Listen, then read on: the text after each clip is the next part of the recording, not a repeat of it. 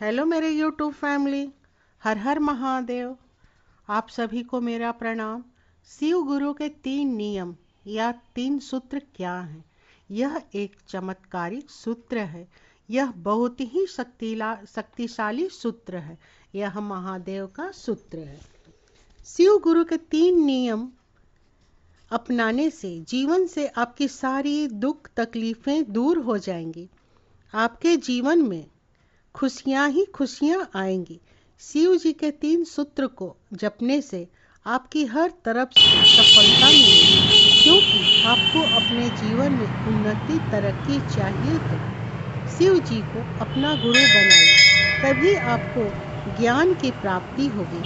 आपको सबसे पहले शिव गुरु को अपना गुरु बनाना होगा। जब हम शिव गुरु को अपना गुरु बना लेंगे तो आपके जीवन में उन्नति ही उन्नति आएगी। गुरु के बिना ज्ञान नहीं होता है, इसलिए 3 सूत्र के माध्यम से आप सब लोग शिव गुरु को याद करें या जपें। यह 3 सूत्र आप खाते पीते सोते जागते कर सकते हैं। बस हाथ पैर धोकर मन आपका साफ रहना चाहिए। आप कहीं भी शिव जी को याद कर सकते हैं। इसमें भी आप 3 सूत्र को जप सकते हैं। पुराणों में कहा गया है कि चलते समय आप शिव गुरु को याद करते हैं तो वह तीर्थ के बराबर हो जाता है। आपका चलना तीर्थ यात्रा कहलाता है। अगर आप स्नान करते समय शिव गुरु को याद करते हैं तो वह गंगा स्नान के समान हो जाता है। अगर हम प्रभु को सोते समय याद करते हैं तो वह निद्रा ध्यान कहलाता है। जब हम खाना बनाते समय प्रभु को याद करते हैं और खाना बनाते हैं तो वह भोजन महाप्रसाद बन जाता है। जब हम भोजन का निवाला अपने मुंह में डालते हैं तो वह प्रभु का प्रसाद भोग बन जाता है। जब यह भोजन बनाते समय हम नाम जाप करते हैं तो वह भोजन महाप्रसाद बनने के साथ जो व्यक्ति बीमार है, जब वह व्यक्ति वह भोजन ग्रहण करता है तो वह व्यक्ति शारीरिक कष्ट उसका दूर हो जाता है और वह भोजन दवाई का रूप ले लेता है, जिससे रोगी का शरीर निरोगी हो जाता है, वह स्वस्थ हो जाता है। जिसकी बुद्धि खराब है वह भी यह प्रसाद वाला भोजन ग्रहण करता है तो उसकी बुद्धि ठीक हो जाती है। इस महाप्रसाद तथा नाम जाप की इतनी महत्ता है। पहला सूत्र है, आप ध्यान से सुनिए, दया मांगना होता है। पहले सूत्र में आप अगर महिला हैं तो शिष्या बोलिए, अगर पुरुष हैं तो शिष्य बोलिए और शिव गुरु से बोले, आप मुझ पर दया करें महादेव। आप देवों के देव महादेव हैं, आप औघड़दानी हैं। हम निर्धन हैं प्रभु, अनाथ हैं, हमें कोई ज्ञान नहीं है, हम पर दया करें महादेव। इस तरह से आप अपने शिव गुरु से दया मांगे और बोले, मेरे जीवन से सारी दुख तकलीफें दूर कर दें प्रभु, दया करें महादेव। वो आपको दुख को तुरंत में सुख में बदल देने की शक्ति है इस महादेव में। वह परम ज्ञानी परम शक्तिमान देवों के देव महादेव हैं। आप एक बार दया मांगकर देखिए। दूसरा सूत्र है, शिव की चर्चा करना, शिव जी की चर्चा करना। आप अकेले हैं तो भी मन में शिव चर्चा कीजिए, 2 आदमी के साथ में है तो भी आप चर्चा कीजिए, अपने परिवारजनों के साथ बैठकर भी शिव जी की चर्चा या भजन कीजिए।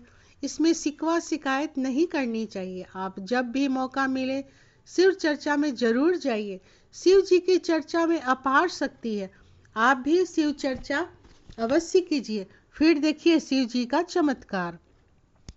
हमें चर्चा जरूर करनी चाहिए। शिव गुरु कभी नहीं कहते कि परिवार में कलह करके चर्चा कीजिए या चर्चा में जाइए। पहले अपने परिवार को संतुष्ट कीजिए, फिर शिव चर्चा में जाइए या शिव चर्चा कीजिए। यह जरूरी नहीं कि आप भूखे रहकर शिव चर्चा करें या जाएं। आप फल फूल खाकर भी शिव चर्चा कर सकते हैं या जहां हो रहा है वहां आप जा सकते हैं। शिव गुरु को सुखी रहकर भी मेरी चर्चा करें आप। जिस घर में माता पिता बच्चे खुश रहते हैं वहाँ लक्ष्मी का वास होता है। सुबह शाम दीपक जलती है, वहाँ लक्ष्मी विराजमान रहती हैं। शिव गुरु कहते हैं कि अपने परिवार को सुख दो, तब तुम सबको सुख दोगे, मैं तुम्हें सुख दूंगा। शिव गुरु कहते हैं पहले बुजुर्गों को खिला पिला कर आप शिव चर्चा करें या शिव चर्चा में जाएं। जब वे खुश होंगे तो आपकी चर्चा सफल होगी। उनको नाराज करके आप सुख नहीं प्राप्त कर सकते हैं। हर महिला को अपने परिवार को संतुष्ट करके ही पूजा पाठ करनी चाहिए। अपने घर के बड़े बूढ़े बच्चे बहन पति सभी को संतुष्ट करके ही आप पूजा पाठ करिए। आप खा पी कर भी चर्चा कर सकते हैं, हाथ पैर धोकर, साफ कपड़े पहनकर। सबसे ज़्यादा जरूरी आपका मन साफ रहना। आप भजन अवश्य करें माता दुर्गा की, गणेश जी की एवं गंगा जी की।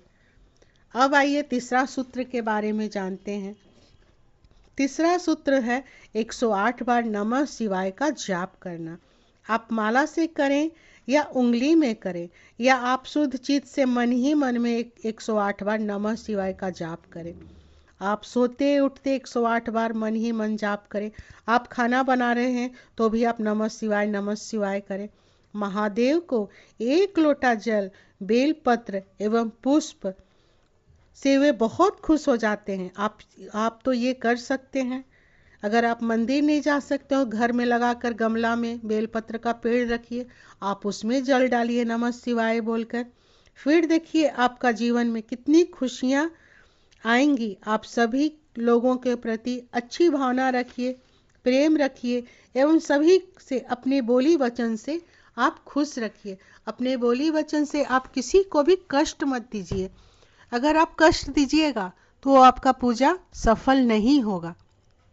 आपको जितना बन पड़े आप अपने बोली वचन और शारीरिक सहायता से कीजिए। आप उसको मानसिक कष्ट मत दीजिए, आप उसको मानसिक सुख दीजिए, तो शिव गुरु की कृपा आप पर बनी रहेगी। आपको यह वीडियो कैसा लगा कमेंट बॉक्स में हर हर महादेव अवश्य लिखिएगा।